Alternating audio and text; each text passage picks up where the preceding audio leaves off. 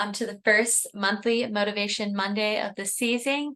I'm really excited to be here with you all today. My name is Corinthia Nicolai, or Corey is also fine, and I'm a PhD candidate at VCU.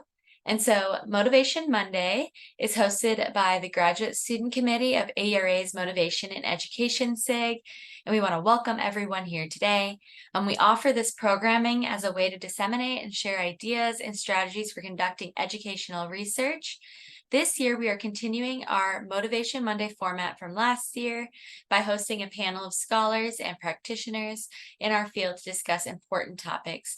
Our wonderful graduate student leaders have organized a series of the live panels and discussions each month, so make sure to keep coming back.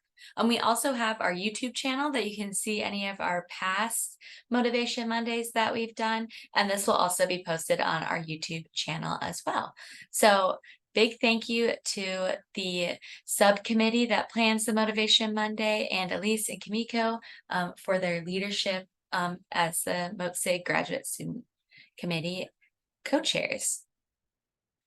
And before we get started, I want to take time to acknowledge that September 15th through October 15th make up Hispanic Heritage Month, an annual celebration in the United States that honors the history, culture, and contributions of Americans whose ancestry can be traced to 20 countries around the world. The Graduate Student Committee recognizes, appreciates, and applauds all the individuals who have contributed and continue to contribute to educational research. It's also International Peace Day on September 21st, so we want to acknowledge that.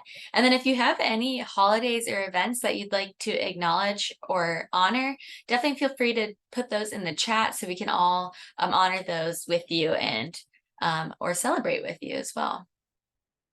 So today we have 4 amazing scholars here to discuss navigating grad school and early career research, what I wish I knew before.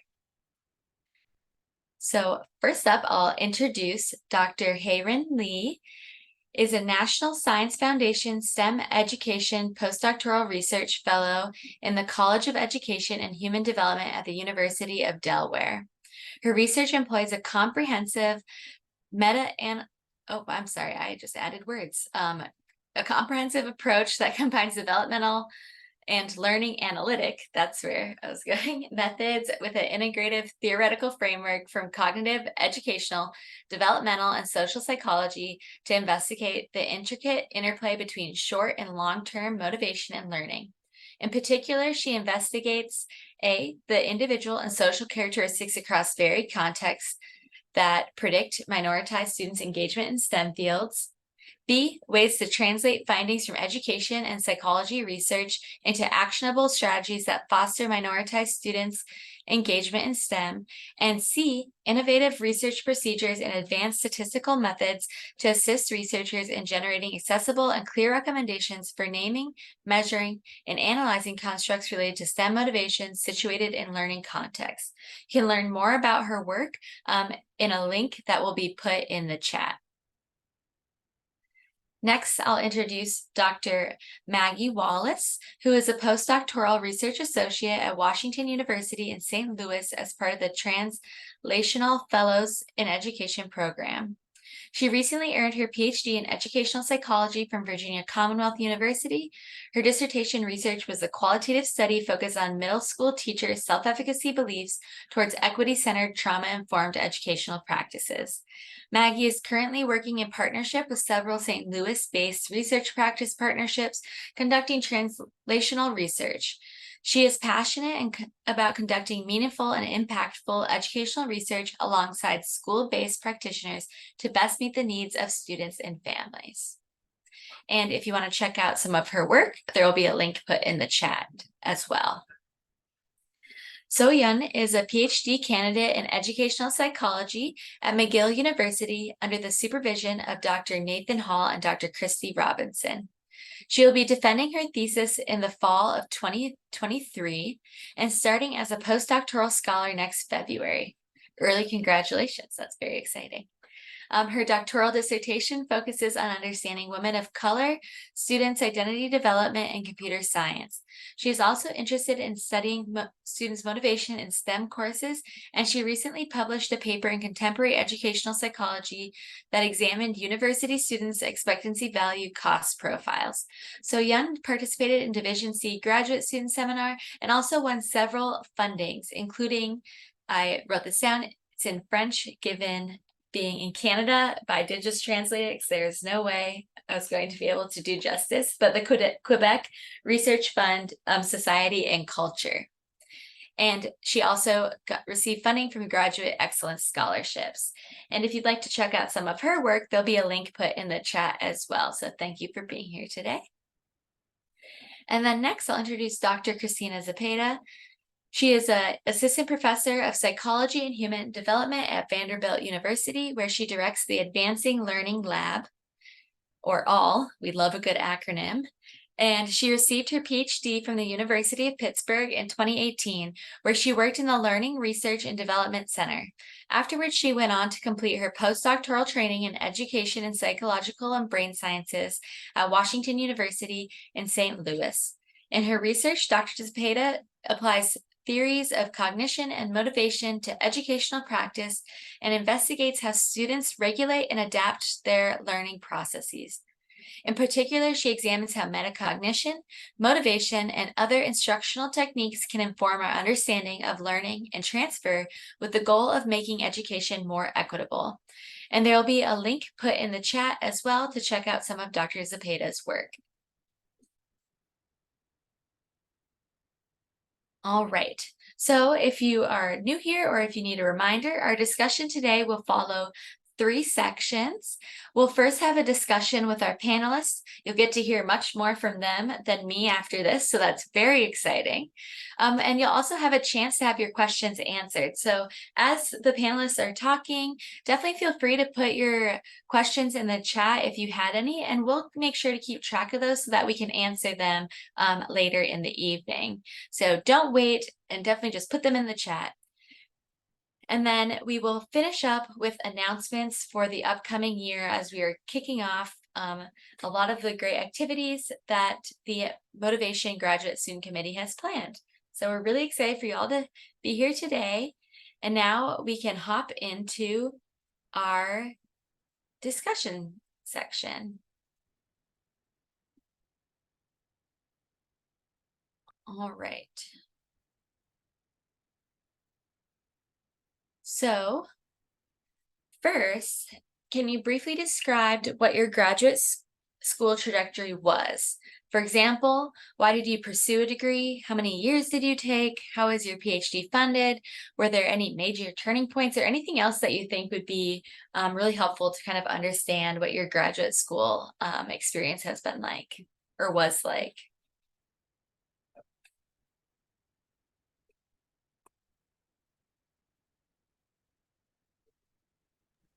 I can go. Okay, you go. Sorry. Again, yes, I'm Maggie. It's great to be here. Thanks for having me, Motsig.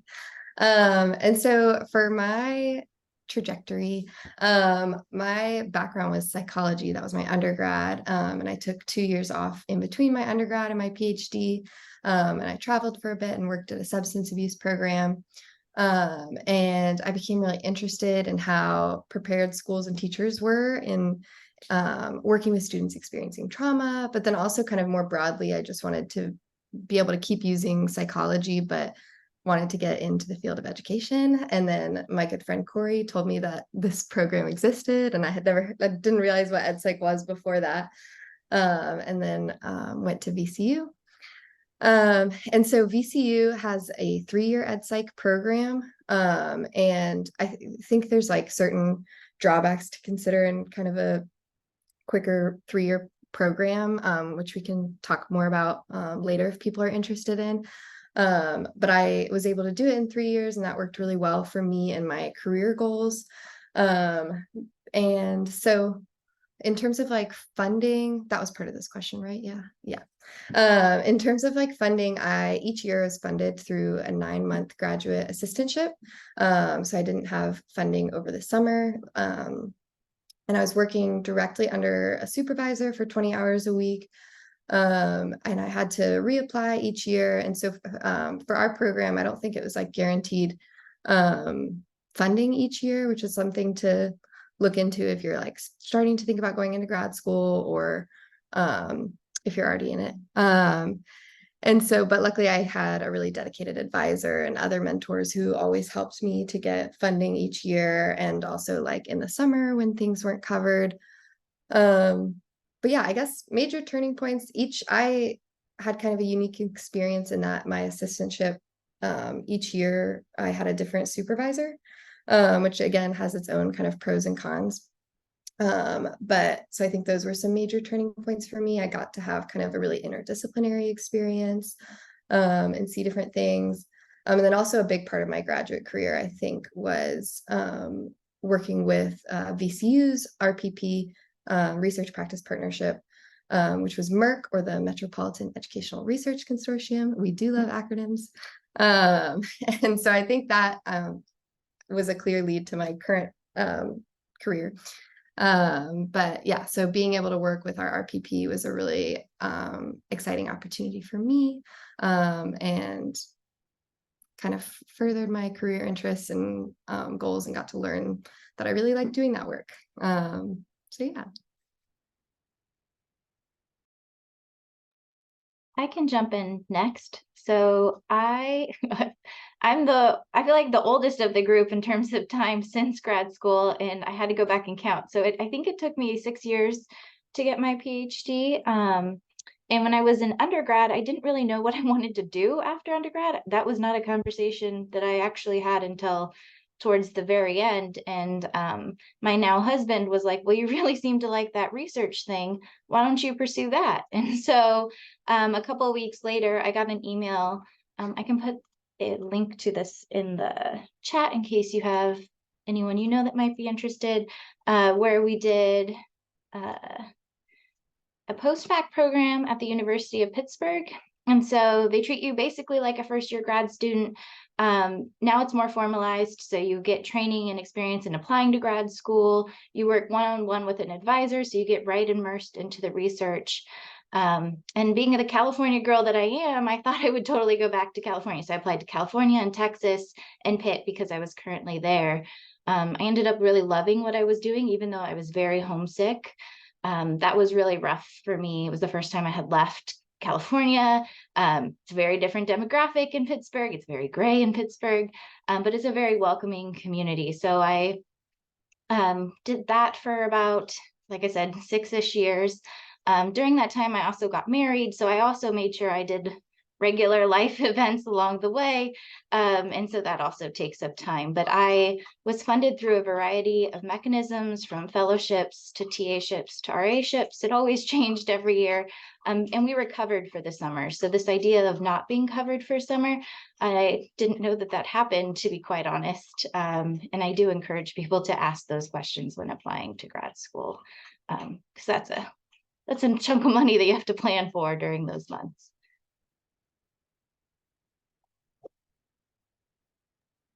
I can go next. I did my undergraduate in Korea, and my major was very focused on educational and counseling psychology. So it was very practical based, and my school was become like many people become teachers or counselors.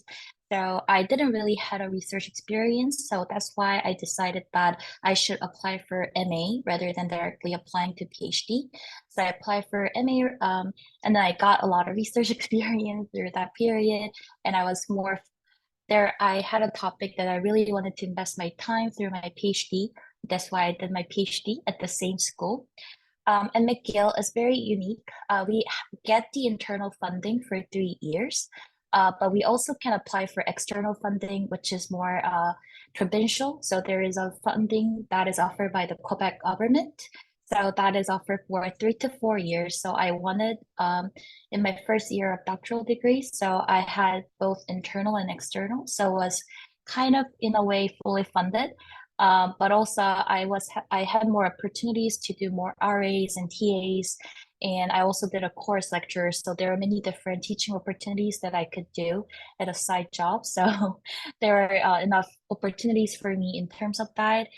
Because I did my MA for 2 years, my PhD was about, right now I'm finishing this year. So I've been like doing it 4 to 5 years, but it's because I changed the topic entirely. There was a topic that I wanted to investigate a lot of time, and that has been taken a lot of time because I also choose qualitative ways to do it.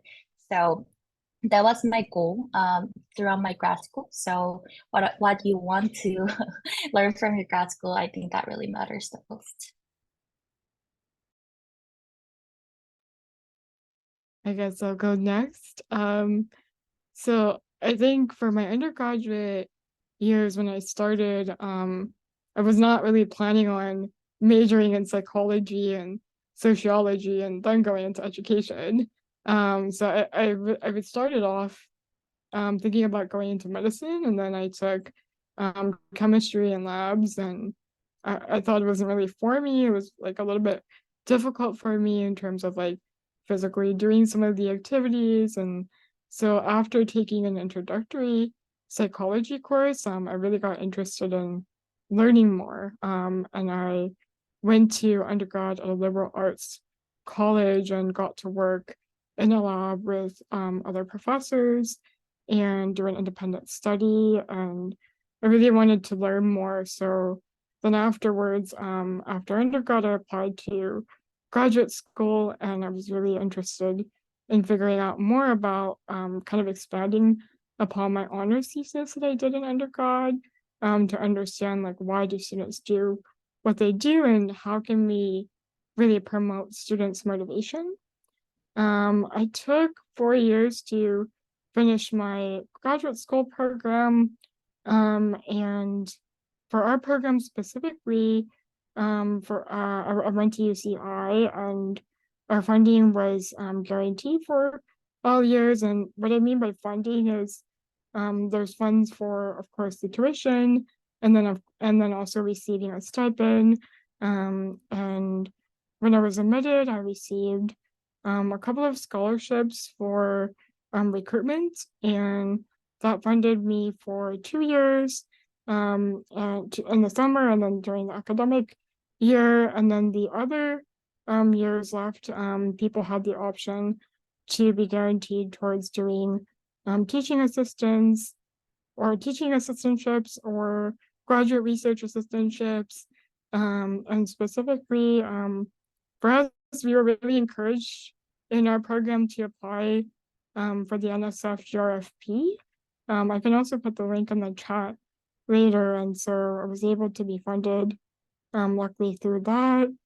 And some of the major turning points in our program that we had was we had different like milestones.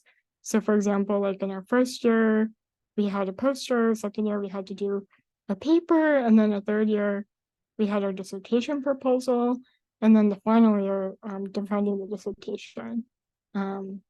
So yeah. Well, thank you all for sharing. It sounds like there's definitely a lot of diversity in experience and also some alignment.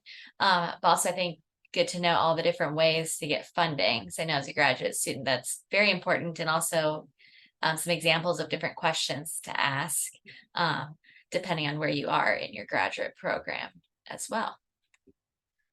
All right. And now, Dr. Lee already started to talk a little bit about this, but how did your graduate school experience change each year? Did you have new responsibilities and priorities? And then how did you navigate these changes? And I'll put that question in the chat.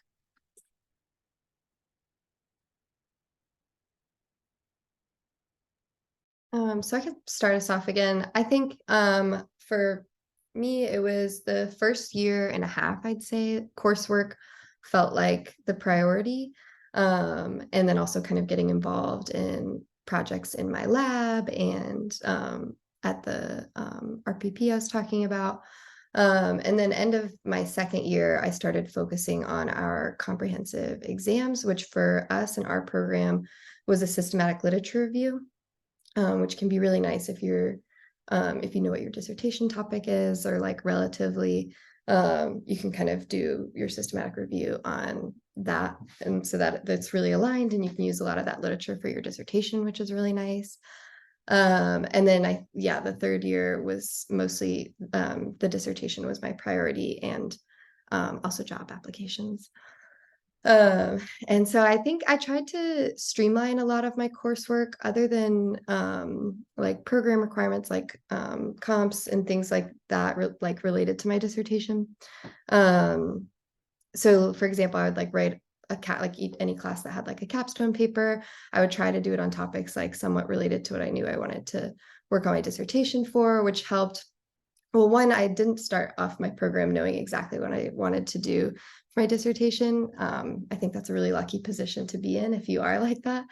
But I feel like course papers were like a really nice way to kind of explore, like, I think I'm interested in doing it this way.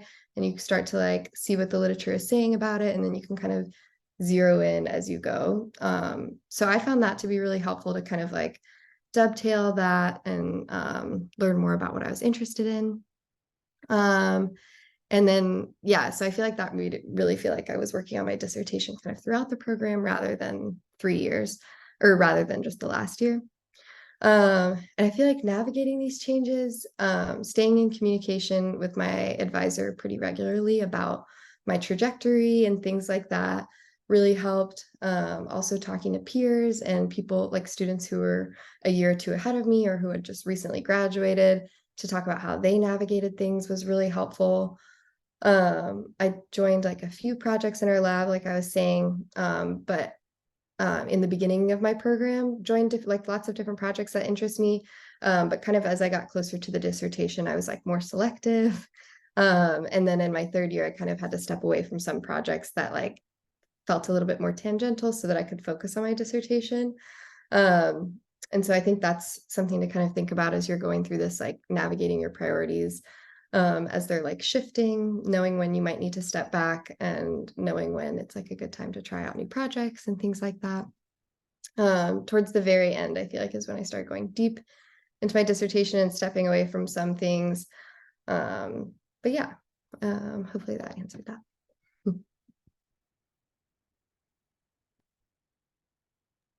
We can keep going in the same order, I guess. So a big thing that changed at the beginning, you just kind of get immersed in a new project, do a literature review, and then slowly started to be involved with a bunch of different projects. And then always carving a space for each milestone. In this case, it was a master's, a comps, which killed me. That took forever to do. And then we also had a mentoring committee in addition to our advisors. So these would be my own advisor, another advisor in a related research lab, and then someone that shared an identity with me. So in this case, it was a woman faculty member. And they were like, this shouldn't be taking so long. Can we make this not like, it was supposed to be this huge thing, and basically could have been my dissertation. So we chunked it down smaller. But if I didn't have that mentoring committee, I probably would have spent even longer doing that comp. So it was a nice check and way to help navigate that kind of time. And then I went on to do my dissertation work. And something that was really helpful, when you do your dissertation work, kind of like Maggie said, you kind of shut down everything else. You just focus on that dissertation. But it can be really helpful to have a dissertation buddy, where if you know someone else who's dissertating, you can check in with each other bi-weekly, run through ideas. But it's just a nice way to talk with someone who's in the same stage that you're in. And they don't have to be in the same kind of field necessarily, but just to have that buddy. And I think other things that changed, I felt more competent as I went through grad school. At the beginning, I mean, you always have kind of this, should I be here? Am I qualified enough? But that tended to dissipate as the further along I got, and then heightens every now and then in different situations. But that was something I was glad to know would happen.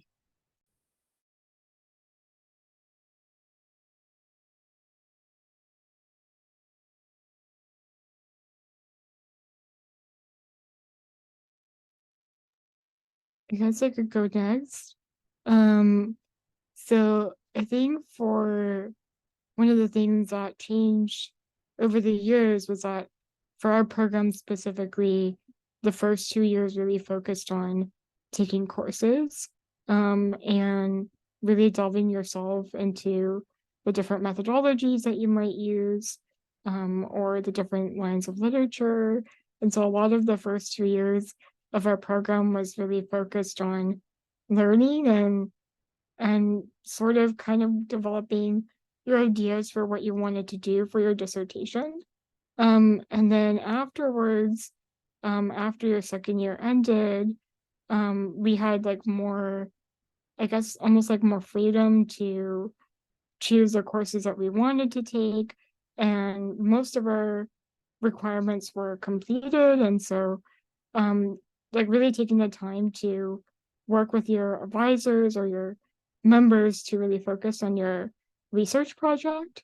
And also because I decided that I wanted um, to gather new data for my dissertation project, which was a very difficult part. I I really would have liked to get some help, and so at the same time in the later years of my graduate school, I launched my lab to work with students to collect some data and also have the experience to mentor really wonderful people.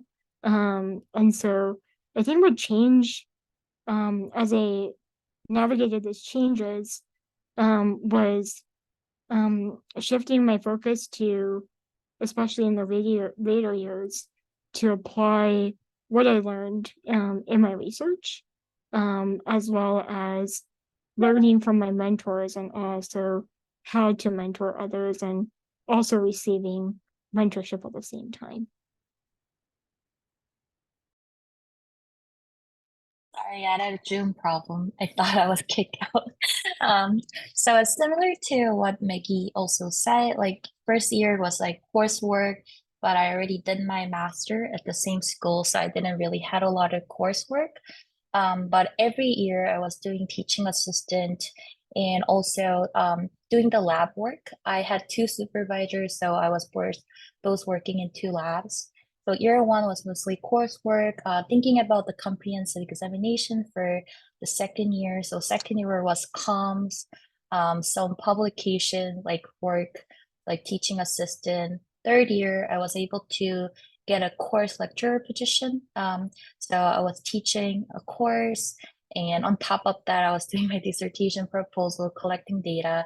So year three went like that. Year four was really focusing on my dissertation, writing the dissertation, and also looking for jobs. So now it's kind of like shaping in a similar way.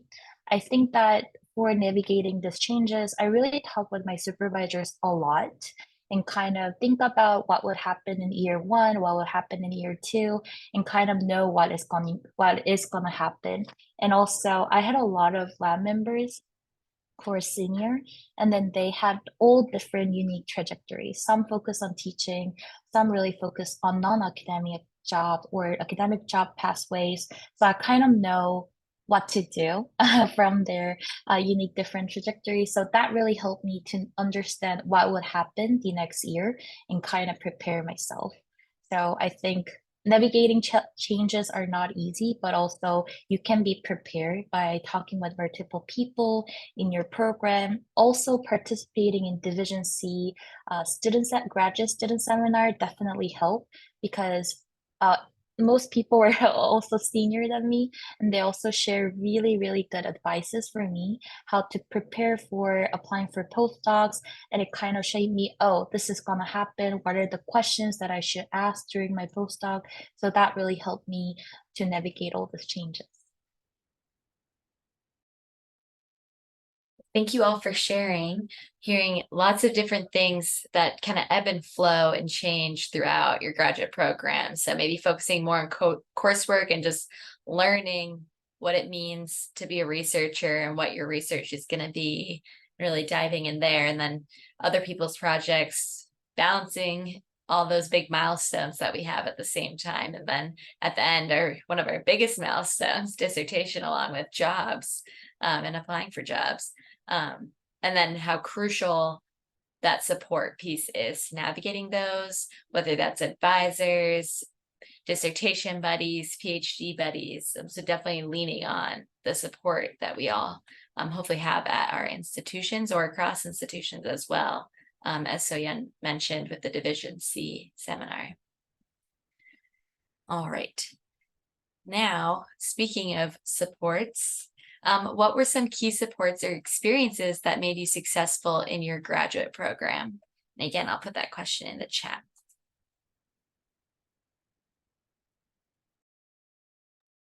Keep the same order, I guess. I think kind of related to what we were just all talking about too, like a theme that I feel like was coming up with that last question too, is just like reflecting constantly kind of like on your goals. Like I would try to, I guess not like rigidly, but at least be mindful at the beginning or end of the semester of like what I want to gain from this, and like thinking of different projects and how they're serving you, or if it's kind of aligned with your career goals or skills that you want to learn. I think just being reflective like that can be really supportive throughout the process. But then also like finding ways to like balance things with things outside of academia, friends and activities outside of academia, trivia nights, game nights with friends, I think are all, that kind of balance is really crucial. I joined a pottery class, which was really fun and like a really great way to like do something with my hands and like force myself to literally be away from like the laptop and the phone and all that stuff, which was really fun and really great. And I know there's not, well, I don't know if this is like a common thing, but the place where I did it at had like financial aid, which was really great for the pottery classes, which was really great for a graduate student budget. So finding things like that, like hobbies and stuff outside of academia, I think were really important. But then also kind of the supports we were just talking about, like, I think it's really nice to have more senior students to talk to, and yeah, I feel like that's really helpful. And then again, kind of just staying in communication with your advisor and stuff like that. I also think that people say this a lot too, but just taking advantage of like methods classes and stuff is a really important thing to do in grad school, and something that can help you be successful and stuff.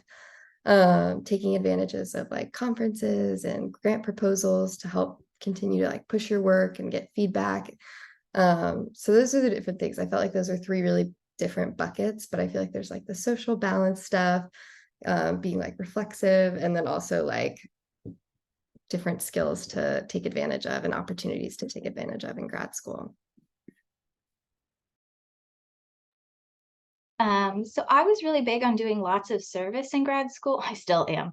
I love service. It's so much fun, although it doesn't get you to where you want to be. I was told that constantly during grad school. But I think it actually helps me to get to where I want to be. So I actually was the assistant director for the Hot Metal Bridge program. After it helped me as a undergrad going into grad school, I wanted to give back. And so that was a really nice support system, because I got to work with people who understood the experiences that I had faced moving to Pittsburgh, not really fitting into the community right away. Another big support system that's been said here is the other students in the lab and in the program. I now continue to collaborate with them, and we're all at different places. I would do things like take them all. So I have a lot of friends who'd never been camping before who were my grad student friends. So we all went camping and like got soaked because of course it poured that weekend. So trying to just remember, grad school is part of your goal, but you also need to do these other fun things like, I now have 2 kids, so I haven't happy houred in a while, but I used to do happy hours on Fridays with all of them, or go bowling and try to do other things. I think that was really big. Another thing that in terms of like, people talk about networking kind of horizontally, but also vertically. So trying to make those connections with more senior postdocs, trying to make connections with other faculty members. I don't like the word networking. It makes me feel icky. So connecting with other people, trying to get to know them and their work, and focusing more on the connections than the networking was a way to get around that.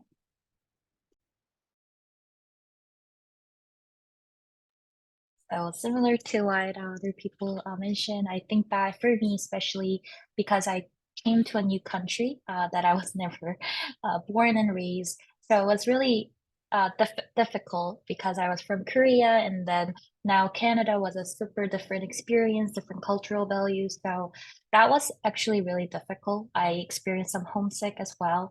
And making really good friends inside and outside of the academia really helped. So like I think that, as Maggie said, outside of life of the academia, those are really important that I really want to stress out. And also my supervisor, because English is my second language. So having a constant feedback about the oral and like written, those things really help me because I think feedbacks are really important because it helped me to write better, present better. So those were the support that was really important for me. And also Montreal is a beautiful city where you can do many different activities.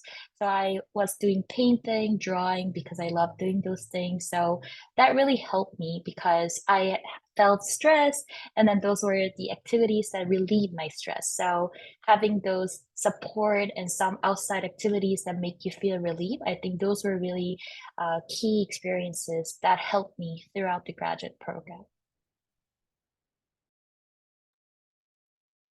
I definitely echo everyone in terms of like having a group of friends, especially either in the same year or years above you or the same lab. I think they really helped me throughout the program. And sort of also echoing Soyan's like thought about mentorship. I think one thing that's really helped me become successful is conveying to my mentors some of the things that I needed, or for example, like I might ask if we can meet weekly, because for me personally, like having like a lot of like weekly check-ins can help me get the work done. And because I have to prepare something to talk about for that in that meeting.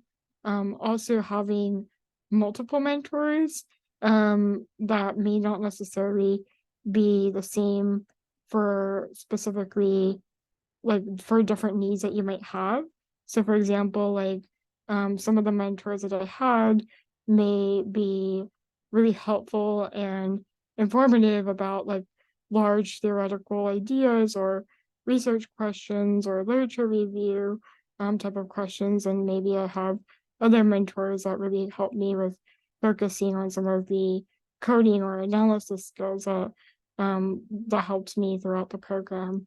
And so I think having like different sorts of mentorship has really helped me be successful. Thank you all for sharing. Yes, I also agree too that having multiple mentors can be so helpful. And so just hearing again, lots of support from peers, maybe even people a little bit ahead of you, mentors who have many various skills, as well as finding hobbies outside of academia, which is probably pretty important, but can be difficult at times. So it's a good reminder, I think. All right. And then now for our next question, how did your graduate program prepare you to reach your professional goals? And then also, were there goals that your graduate program did not prepare you for, and how did you prepare for those goals? I'll put that in the chat.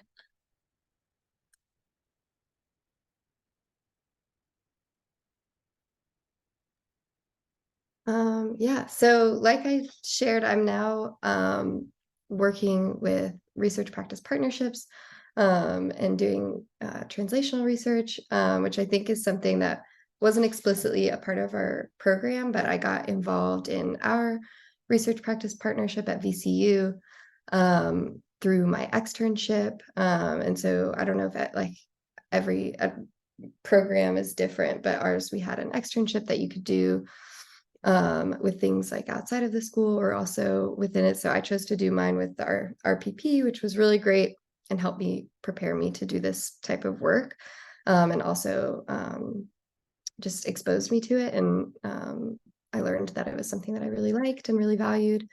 And so that led to my job, which was great. But I also feel like my program more generally kind of like we've been talking about provided me with a great network, a great community. And so I feel like by the time I graduated, that was a really big support in terms of like job applications, and then also just like hearing about opportunities. Different people would be sending me things and emailing me stuff about jobs, which was great. And I also feel like I have room to grow still in terms of like quantitative methods and even a little bit of qual. But I feel like grad school prepared me to like learn. Like if anything, your PhD is going to teach you how to be a learner. And so I feel like I have a really great foundation, but I feel like my program kind of taught me where to look when I don't know the answer to things, and like so I feel like that was like, it gives you like lots of tools in that sense.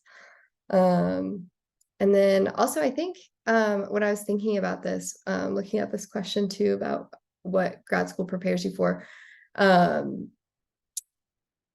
or maybe doesn't. Something I realized like in the dissertation phase is that I didn't have a lot of experience writing like results or findings or conclusions. Like your dissertation sometimes is the first time you're like leading a study all by yourself and like getting to that stage. And at least at the stage I started grad school in fall 2020, and so we couldn't like collect data until like 2022 or something with COVID and everything. And so I had such little experience writing conclusions and results and stuff. So towards like the end of my second year, early in third year or something, I was able to join like a couple projects that were near the end of their, research project. And so I could kind of help and get practice writing discussion sections and things like that. Which is a helpful skill to learn for your dissertation, but then also just in the future for future writing. But yeah, I think those are some of the things that I can think of with professional goals. But I think as more will pop up, I'll pop things in the chat.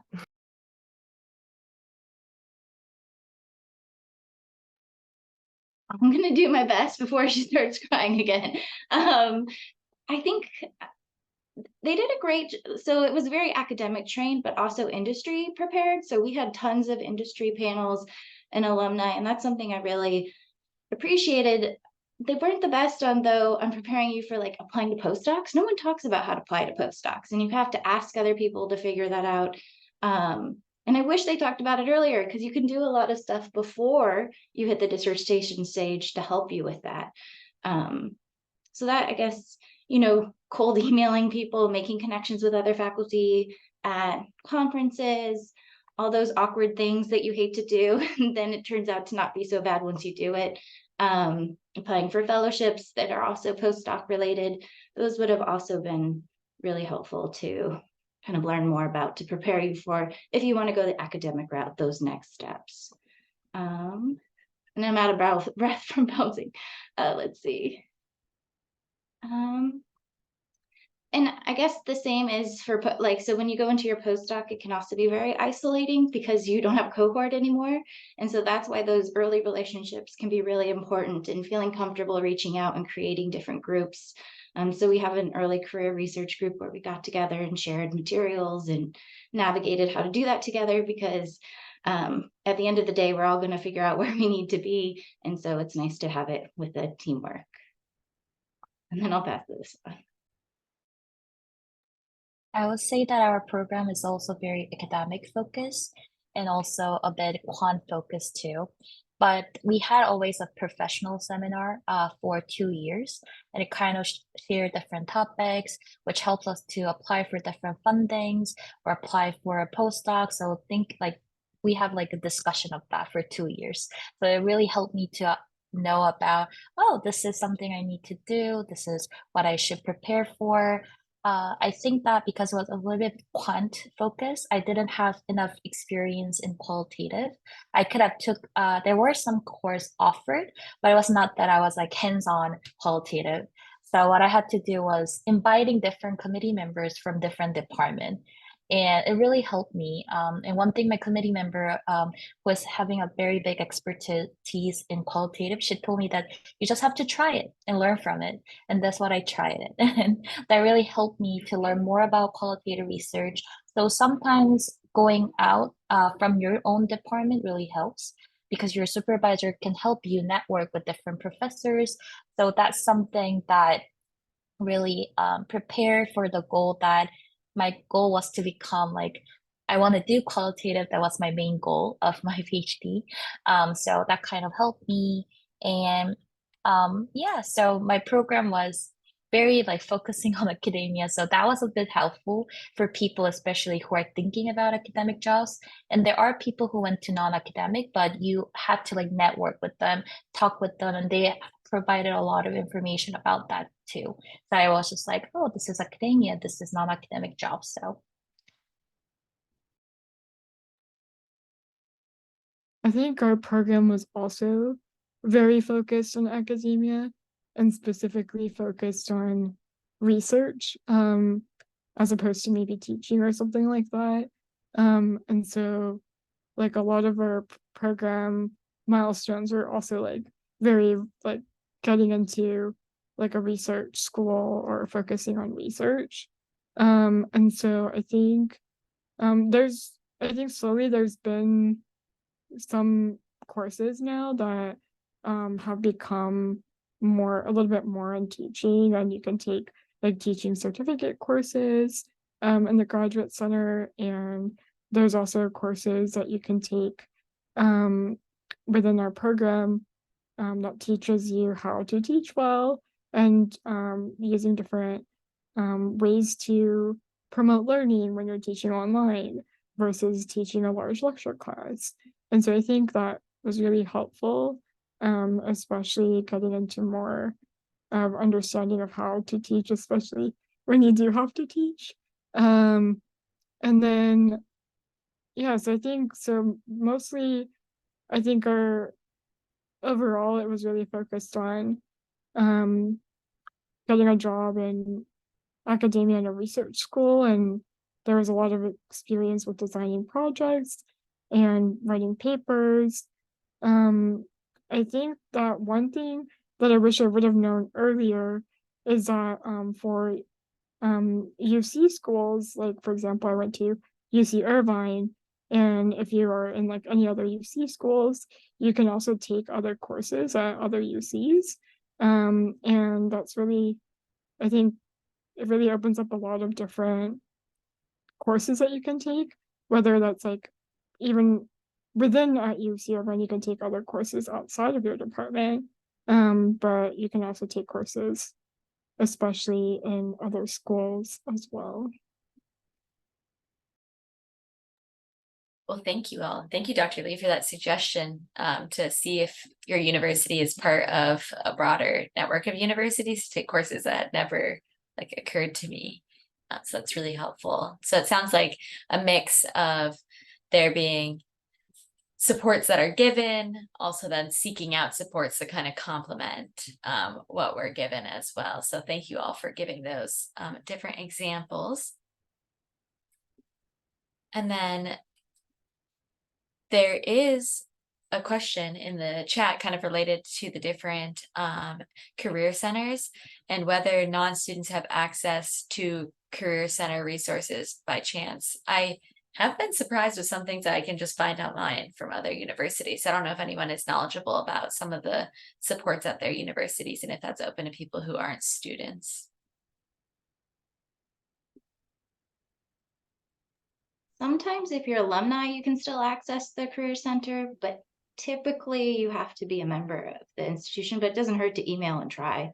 I think it differs. For me, it's different every place I've been, so I'm not sure. Yeah, that's a good reminder. Sometimes you can just ask and see what they say, because they might get someone who's very excited to be very helpful too and just help. So thank you for answering that, Dr. Zepeda.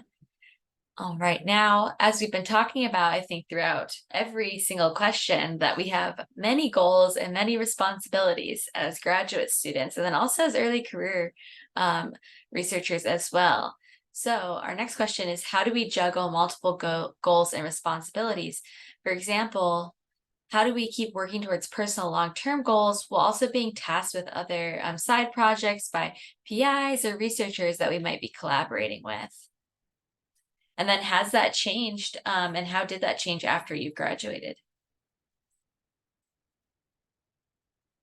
Yeah, so I feel like some of this, like that I've already said about just staying in communication with your PIs and stuff about this, I feel like especially about the part of like working towards personal long-term goals when being tasked with other tasks and things from other projects. Ideally, you have a mentor that, like, especially for something like your assistantship where you're like contracted for 20 hours or something. Ideally, you have a mentor that is excited about it and prioritizes your professional development. And so maybe I'd say it's important to communicate with your supervisor when it feels like things aren't aligning, like if it feels like you're doing work that's completely like different from your career interests, the skills you want to learn, the content you want to learn about. And so I think too, depending on what stage you're at in your graduate career, if you're just now looking into grad programs, that's something important to keep in mind too. And looking at different advisors to apply under, making sure that you just have like a really strong alignment, and supervisors for graduate assistantships and things like that, so that it feels like you're learning the skills you want to, and yeah, learning about the content you want. And so that hopefully some of the stuff can feel streamlined, that like the work you're doing for your assistantship kind of supports the things you're doing in your dissertation or other things, whether that's like certain analysis you're learning or things like that. I think also too, it's really easy in academia to take on a lot of projects that interest you. And it's also really easy to take on projects that aren't paying you or aren't part of your program necessarily. And so just being careful not to overdo it, and, just continually, again, like I said earlier, just continuing to reflect on what is important for you, and what aligns with your career goals is something that I found really helpful. And then how it's changed after graduating. So I think I'm in my third week of my new postdoc. And so I'm still kind of like getting started going through like orientation things, but so far it's been much easier to juggle multiple projects when I'm also not a student and dissertating and applying for jobs. So far it's been much easier to balance things, and I haven't like worked overtime, which is really great. So yeah, curious to hear other people's experiences as well. Postdoc is the best life. That is the sweetest part of all the career stages, because you can just focus on doing research and you get to choose which projects you work on and who else to collaborate. But it's really important to make sure you ask your potential postdoc advisor if you can carve out time to work on projects that you're taking with you, like publishing your dissertation, or maybe even working and collaborating with other faculty members. So just make sure you have that conversation, because every faculty member, I learned, is different in what they expect. Let's see. Maggie, I felt like you were talking to me where you were like, make sure you might be interested in a lot, but stick to what your goals are. Because I just did whatever I was interested in, which is probably why it took me so long to graduate. So different routes to pursuing grad school. And I think one thing that helped, and I wish I had done this before, was to think about like, what are the themes of my research? What kind of are the arms that I can clump my projects into? And that was a helpful way to be like, oh, this is my cohesive, when I'm applying to jobs later, this is how I'm representing myself. Or, oh, I really wish I had a project that did X. And so doing that goal and reflection and thinking about what fits where, how can I connect these things? Sometimes they don't connect really well, but you can kind of tell a story and make them work together. That's another strategy to learn along the way. I will also say that time goes away when you become faculty. I don't have time to necessarily chase interesting other projects that I'd love to do. do it all in your postdoc as much as you can. And then when you get to faculty, you just kind of get all these new responsibilities you had no idea existed. And so it does give me a new appreciation of all the other like academic advising. I never had to academic advise students on what courses to take, and now that's something that's part of my job. So I think it's also helpful to know, like in the next stage, what are the things that I might be being asked to do. It sounds like postdoc is like a dream, which will happen in a few months for me. For me, I think that I was like similar. I did a lot of whatever interests me, I kind of like put time and effort on it. I also really passionate. Teaching is my passion, so I had to do like I did a lot of teaching and I did also research. So there was a lot of multiple responsibilities that I was juggling around. And I think few things that I practice a lot was keeping my priorities. So kind of know what was important for me to do that week or that day. Prioritizing was really important. And also because I was collaborating with people, communication was really important. Like the many questions that I asked the people is like, what are your expectations? How much time do you want me to put in? When do you need it by? And arranging those things and communicating that what I can do for this week or by the end of this month or something that really help.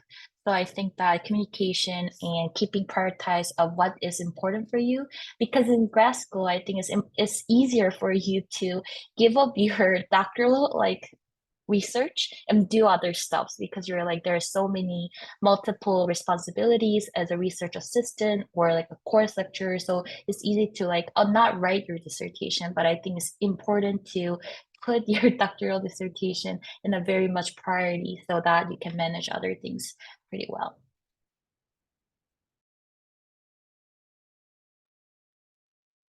I definitely agree with everyone so far in terms of like there's a lot of things that you can do and a lot of things that like I was really interested in. And I think one of the things that I've learned is you have to sometimes say no. You can't always say yes to everything. And you can't be overcommitted because then I feel like for me at least personally, like things just start to not progress as much as you would want to.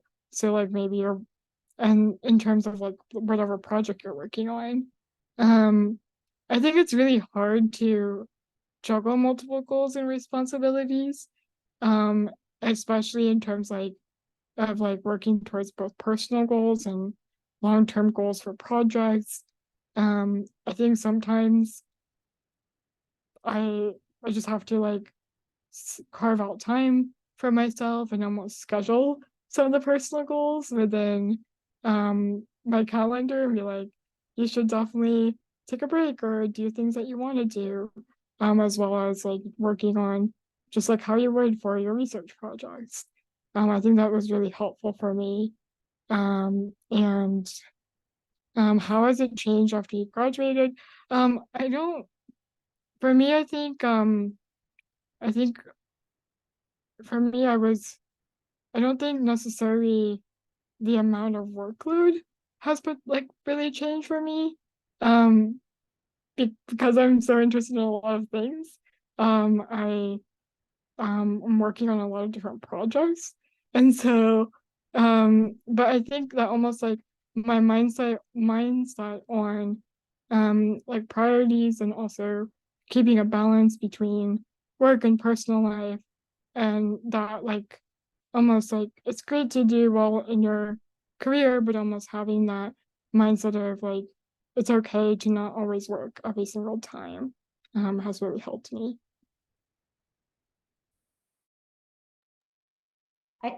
I can answer the question about family that was asked in the chat. So navigating being an ERC with young kids in terms of personal goals and balancing priorities. So this is Elena. This is my second baby. I also have a 4-year-old, Grady. And I've always taken the approach that I'm gonna do what I want to do in my personal life and just make the academic life fit it.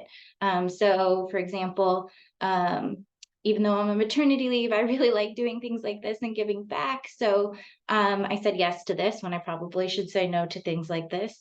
I also have a list of ways to say no in my work office, but not my home office. I'm really saying I should have it at home too. And then also, I bring her with me if I have to go to academic things. I'm still running my lab, so she came with me and my son, which was a little bit chaotic, but bringing them to lab meetings so they could actually meet the lab. I think it's really important that, future undergrads and grad students in the lab see that, you can manage it in your own way. So some people may not feel comfortable integrating the two. I might be a cultural thing, but I feel very comfortable integrating the two, and bringing my baby along with me to conferences and things. Sometimes you do get awkward comments like, "You brought your baby to the conference?" And I'm like, yes, clearly I brought my baby to the conference. But then you get like really senior faculty who look very intimidating, come up and like talk baby talk to your baby, and you're like, whoa, what's happening here? So it can be a really humanizing process as well. I think it's really important to find other moms or dads or people who are in the process of getting married, and you can talk through the different challenges. How do you navigate maternity leave and things like that? How do you ask about maternity leave on the job market? I did everything they told me not to do. It's basically how I approached my trajectory. So they told me not to ask about those things when I interviewed for tenure track jobs. The first thing I blurted out was, "This is the first time I've been away from my son because of the pandemic." And it actually made it a lot easier, because then they started sharing things about like kid events at every place I interviewed. So I do think there's pros and cons. And one thing to consider is, do you really want to be at a place that doesn't value that? And I know that comes with a lot of privilege to say that, but it's really important when you want to think about balancing those things. In terms of day-to-day life, when I come home, it is usually get them to bed status. Once they're in bed, then I can answer emails or do things like that. So you just have to figure out what rhythm works well for you. And in grad school, I had a lot of senior grad students who had babies in grad school. And I really think like their role model status made it a lot easier for me to be like, all right, I had my first when I was a postdoc, and I had her in my first year on the tenure track. So you can do all sorts of crazy, wild things. You just have to think about what your priorities are.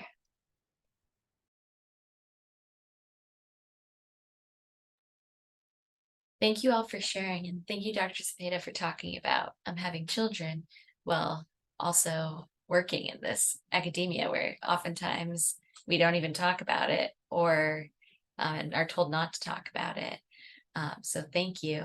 And thank you all for the reminders to say no. I've often been told if you say no, it also makes room for the things you really care about.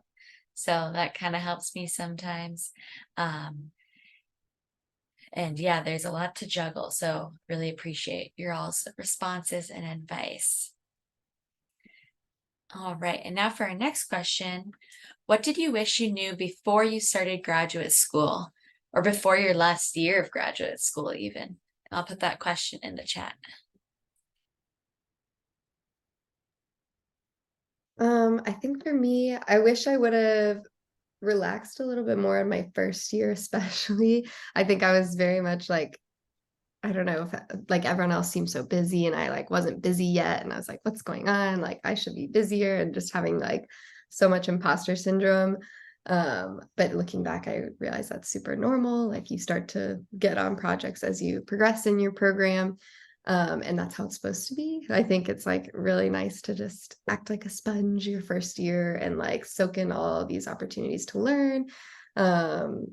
Like sitting in lab and, listening to people talking about their projects and maybe not necessarily understanding every word. That was my experience, at least. But just knowing that that's okay and totally normal. And so I wish I would have just like chilled a little bit more in my head. I think I wish I would have known certain like program requirements early on.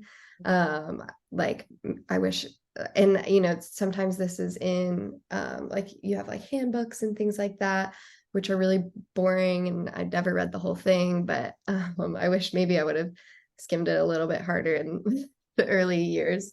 And also just asking more senior students about, different program milestones like qualifying exams and comps, and just so you know and can start kind of thinking about that.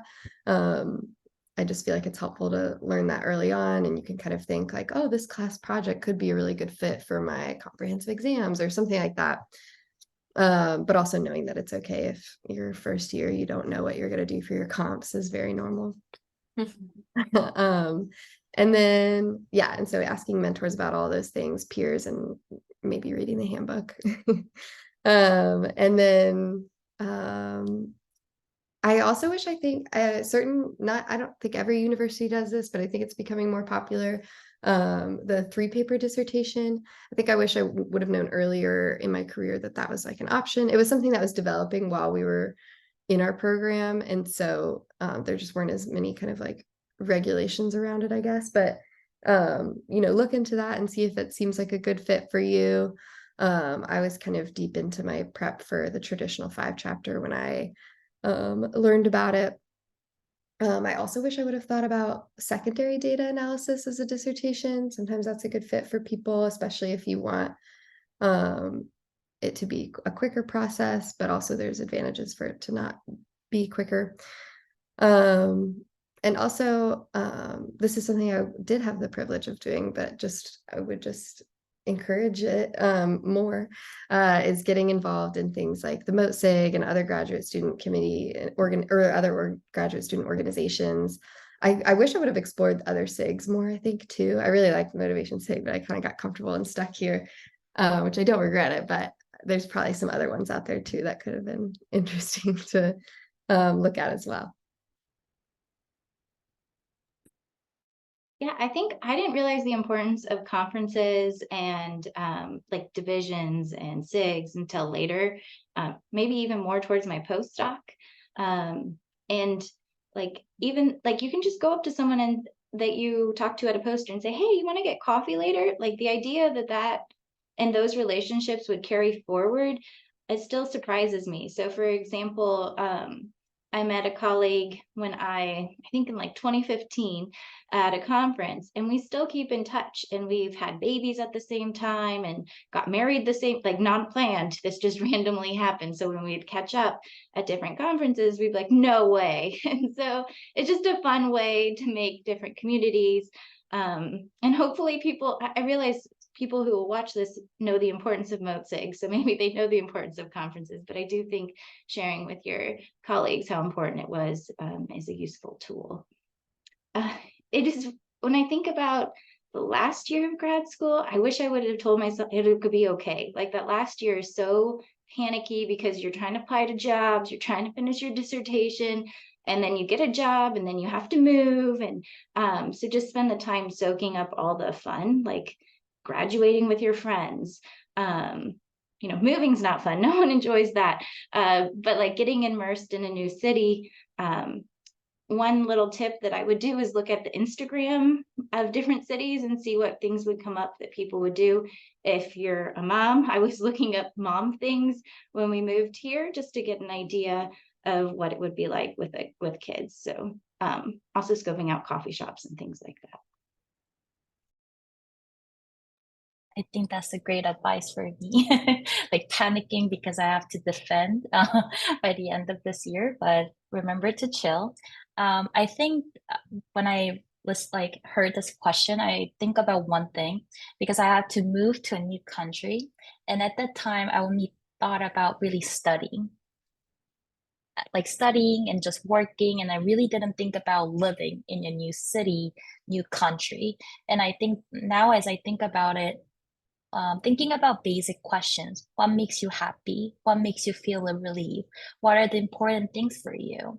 Because moving to a new country, new city, new state, that's a total different experience. Your family, your loved ones are in a different country, and that makes it really hard. And those are the questions I really didn't think about it. And I struggled a little bit because of the homesick. So those are some questions if you are having to move to a new country. I think these are really important things to think about. And I think that remember to like have fun in grad school. Sometimes I was just so serious doing things. I think that I forgot to enjoy something outside of academia. I started to find my hobbies more and more, but I think those are really important things outside of academia, because it's not only about academic things that you focus. You also have to have life outside of school, and I think those are some things it's easier to forget when you're in grad school, because you're so motivated that you want to do well, you want to publish, but those are the things that make you motivated and make you keep going. So that would be my suggestion.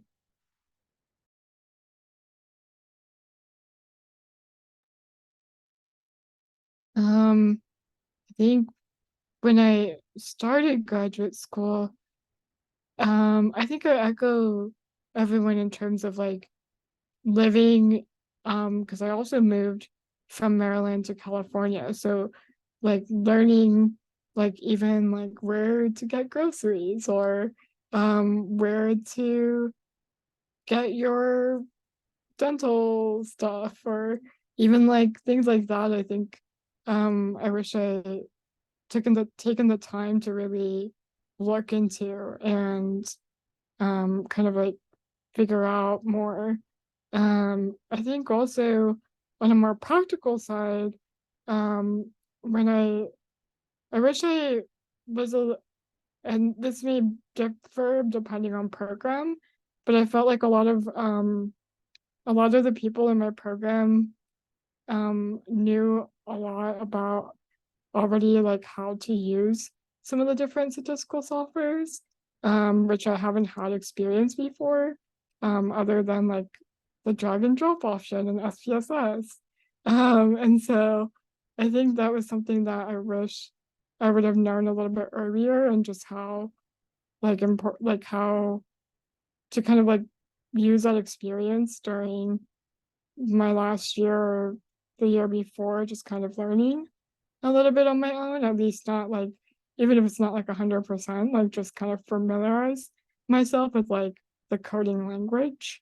Um, and then in my last year of graduate school, I think I would really try, especially a lot of the years I was in graduate school, after the courses were over, especially during my dissertation phase and my proposal phase, was COVID. And so I think I really wish I had connected more with different faculty, mentors, other students, like not just looking for people to connect with within conferences, but also connecting with those that are like really nearby you. Whether it's not like even if it's in your department, they may not have like the exact same research that you study or things like that, but just kind of going out there and like there, I think you can learn from everyone. And so having that opportunity to speak to more people, I think would have been something that I would have done. Yes, thank you all. And yeah, Dr. Lee, I think some of the talking to people that do different research can be so like helpful. So they have like a different perspective and can be really great to learn. And I really appreciate the importance of relaxing. I'm on the job market right now and I've been frantically writing cover letters. It feels like every spare second. Which also reminded me just kind of to highlight another point that Dr. Zepeda made too. In the cover letters in your research statements, you're gonna have to tie together all of your research. So that could also be a helpful reminder for why it might be good to say no on some projects too, and really focus on making a line of research, because they will really care about everything being tied together is the feedback I've gotten. And then also appreciate the points too about moving to a new country, moving to a new city, and all the time that takes to just kind of like acclimate and get set up. I think often when we're pursuing these different either graduate programs or jobs, we kind of forget about everything outside of just the learning and school part, or the job part. And so that's a really helpful reminder, I think, for all of us, just one, to think about what other people are going through as well, with like moving to a new country or moving states and cities, and then also for ourselves to give everyone a little more grace too. So I really appreciate those points. All right, we're running low on time, so everyone in the audience, definitely please keep putting your questions in the chat if you have any. We will be moving to audience questions after I'll ask one more question, then we can hop into the audience questions. So please put those in the chat. So for our last question of this section, if you can share some of the biggest differences that you've experienced so far between being a graduate student and an ECR. I'll put that question in the chat.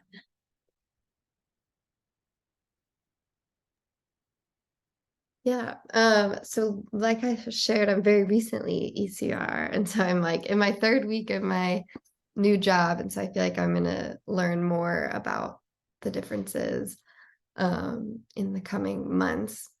But I also think too, my postdoc is a little bit unique in that Dr. Cepeda shared earlier that a lot of times postdocs are, you don't have a cohort and you're just like by yourself. But ours actually does have a cohort, which has been really cool and a nice experience. And so I've been able to like work collaboratively. It's a really collaborative postdoc in general, with like lots of different entities and things like that.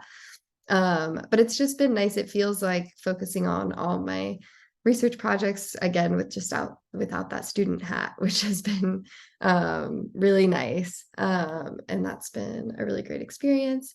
And also, I think this postdoc is a little bit different, which if anyone's interested, they're going to recruit again next year. So if anyone wants to ask or any questions at some point, let me know. But they're also really different in that a lot of postdocs, people really like about it is that you research like your own interests and things like that. But this one, because it functions as part of like an RPP, it is not necessarily that. It's like really guided by the school's interests and things like that. So that's been really different, like rather than working on my own line of research, which I'm still, I'm hoping to publish my dissertation and my comps and stuff. But I haven't really been working on those projects as much. So that's been something that's different. That's all I can think of at the moment. But if I think of more, I'll put it in the chat. The first thing that comes to mind is you're allowed to do more things when you get your PhD, so you can apply for writing grants, and I highly recommend just getting at least even just the practice of doing that. You may not get it as a postdoc, but that was really helpful to know the ins and outs, especially as a first-year faculty member who is supposed to write grants. So that was really nice to have that. A more weird, surreal thing that changes too is before I was interviewing to be a grad student or interviewing to be a postdoc, and now I'm the person doing the interviewing. And it feels so awkward and weird and like, why am I the one doing this now? But it does come with like starting to think about it differently, and that's not something that I was very prepared to do. And I think at each stage, people treat you differently. So as soon as you go from being a postdoc, all of a sudden people treat you differently. They could have treated you yesterday, you didn't have your PhD, and now you do. And it's really weird. Same with going from postdoc to assistant professorship. People also treat you differently. So just try not to treat people differently with their different titles. I don't know why we do that. But that was something that it was a really weird experience.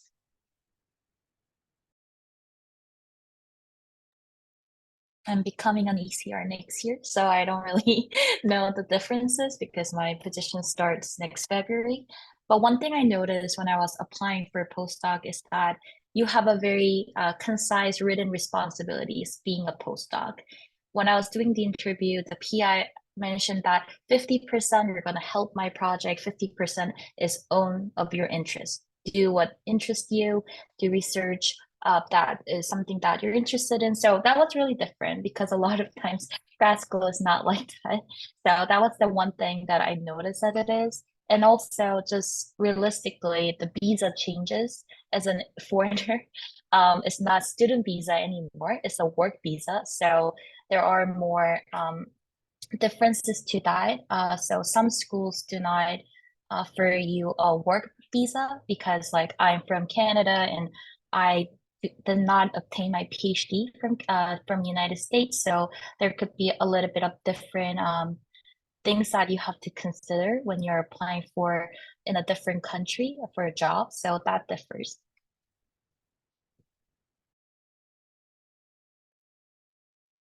I'll try to keep it short. I think I don't I think so a lot of my friends that are not in academia have asked this question, like, what's your job like? Is it different than when you were a student? And I feel like for me personally, like there's not a huge difference in terms of like what my day-to-day life looks like, in terms of what I do.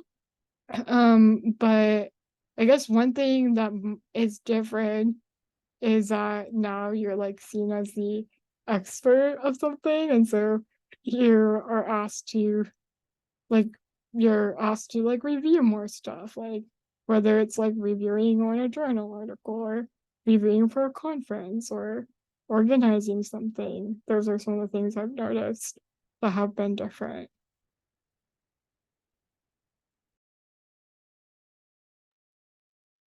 Well, thank you all for sharing about some of the changes that you've noticed so far. We have like 2 minutes because I mismanaged my time and our time here. So if anyone has a question from the audience, please ask your question quickly and then we can get to it very briefly.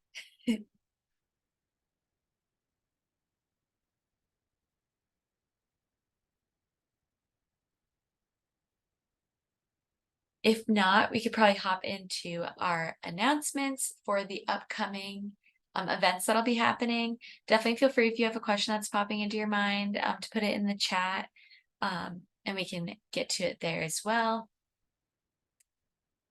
But the next Motivation Monday will be about balancing competing priorities, thriving amidst multiple projects and deadlines. So kind of continuing from the theme that we talked a lot about today, and we'll get more in depth in it. We all have a lot to do, and that'll be at same time, so 7 p.m. Eastern time on October 23rd. We also have affinity groups. So Jaylyn put in the chat that you can also lean on your Mote Sig buddies to get through the PhD and dissertation process. So there's the affinity groups that'll be on Monday, October 9th. And at 7 p.m. Eastern time. It's a good space to come together and get closer and more familiar and connect, make those connections with other graduate students from either different institutions than you, or even maybe you'll see some familiar faces from your own institution. And it's a pretty laid back space to kind of just talk through different topics that are relevant to graduate school. Then we also have writing group, so you can join. Those are every Thursday from 11 a.m. To 1 p.m. Eastern time, and then Tuesdays from 7 p.m. to 9 p.m. Eastern time. So that can be a really good space. We usually write for about 50 minutes, check in on our goals, and then write again for about 50 minutes and then check back in. Also be a great space to just get to know other graduate students. Also like talk through any maybe issues that you're having with the writing process or ask for advice. So those are the announcements that we have for upcoming events. But thank you all for joining us today. Huge thank you to our panelists for coming today and sharing about their experiences and offering lots of insight and advice to all of us. And then also a big thank you to the Mote Sig Graduate Student Committee and the subcommittee in general. We really appreciate all of the work that you all do to organize these events for us. So thank you all for being here tonight. I hope everyone has There's one question in the chat. Perfect. Thank three you. questions from the chat. Yeah, 5 minutes. Maybe we can cover. I don't know. Yeah, we've got 4 minutes. So thank you, Arun. And so the 3 questions, what skills do you think are essential for a successful postdoc application? How often did you have to sacrifice your physical health and mental health when doing your PhD, if there's any? Was it necessary? Those are, I think, very relevant questions that I think a lot of us experience and maybe don't talk about as openly. So, Yeah, I'll just say for me, for skills for essential for a postdoc, I guess, let's see. So I guess maybe some strong research methods are definitely useful. Again, my postdoc is a little bit unique, so definitely curious to hear others' experiences and what they thought. But collaboration was really important in ours, I think, and also like a strong passion and value for like RPP work and things like that for this postdoc specifically. But maybe others have thoughts more generally. And then just for the second question about sacrificing physical and mental health, I would say I definitely did this. I don't think it was, I don't know if I want to use the word necessary, but I definitely wish I hadn't have done it. I think grad school and the way the structure is set up, it makes it difficult to avoid in some cases. But it shouldn't be like that. And so I think finding ways to prioritize those things is useful. And I think you can absolutely be a very successful graduate student and prioritize your physical and mental health throughout. But curious to hear what others think.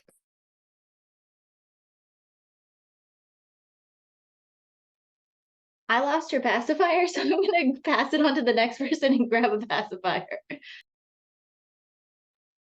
Skills I think are essential. I think that for the postdoc position that I got, the research fit was really important. Um, so the skills that she required was like quantitative, but also qualitative. So having those skills, like being able to analyze like the statistics skills that the PI wants, those are really important. Oral and written skill. They always require a writing sample, and there are interviews that you have to go through during your postdocs. So that's when you can actually talk about what kind of experiences you have and kind of like show what are the research fit between your PI and yourself. So I don't know what skills like concretely, but what you are doing, what you have been doing in your grad school, those skills are all important. And I think that presentation, writing skills, doing able to analyze your data, doing literature review, all those skills really add up when you are applying for postdoc. It's just more about how you present yourself and how you find a connection between your PI. So that's what I will say. And about the second question, yeah, I did as well.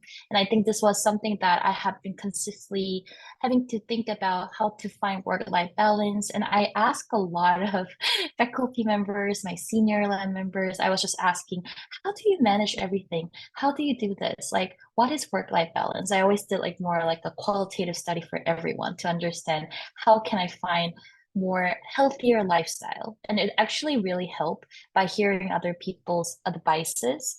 And also I use a lot of support system that is offered by my school because we have something called um, wellness hub that is really focusing on like helping students who are going through mental health, physical health.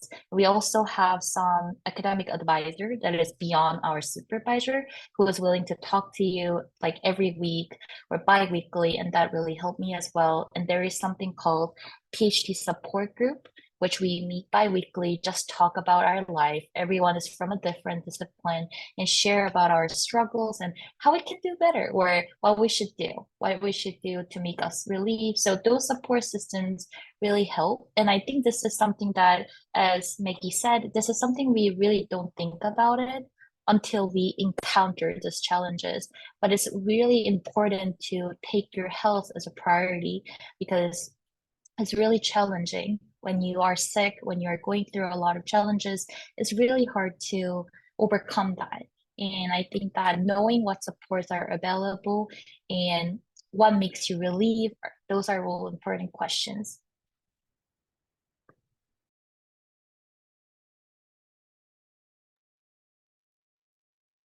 I think for skills that were essential for my postdoc application.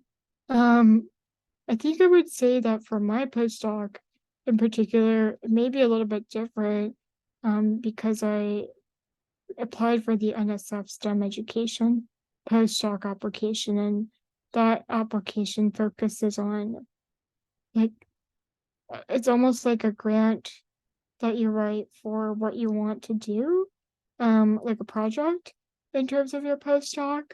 And so for me, I think the essential skill is grant writing, which is really difficult because I haven't like I never written a grant that was like that formal, like a long grant for NSF.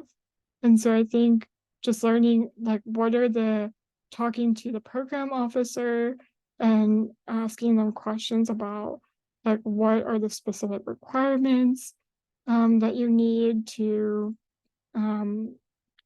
like really focus on what the goal of that directorate or program is about has been really helpful, as well as getting feedback from people that are outside of your discipline, because as a grantor, there's going to be people who are going to review your application who may not necessarily be an expert in your field.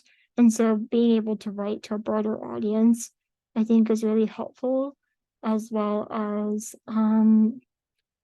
focusing on like talking to even grant analysts. So for example, for the grants we had to do like budgeting and what the project, if it may, like whether it's like for budgeting for like participants compensations or getting a computer or a lab space, things like that, I think, and understanding the nuances of like indirect and direct costs of grants, I think has been really helpful to kind of get to know like there is a lot of money that goes into the school and you do write a grant, and kind of being mindful of like how to work with people who can do that, I think. And then in terms of sacrificing physical health and mental health, I think what has helped me is if your physical and mental health is not doing well, then you wouldn't be able to do well in your in whatever thing that you're working on. Because I think like it's really hard if like, for example, if you're tired, then like it's really hard to do your best on something, or if you're sick. And so just kind of reminding myself that health should come first has been really helpful. I know we're at the end, so all I'm going to say about skills for postdoc is it really was about research fit for me. In fact, when I was writing my application, it was for a cognitive lab. So I was going to cut out the motivation parts because I kind of intersect between the two. And my grad advisor was like, don't do that. Keep that motivation in. And it turned out that the motivation part is what got me the job. So represent who you are, and try not to tailor it too much for the application.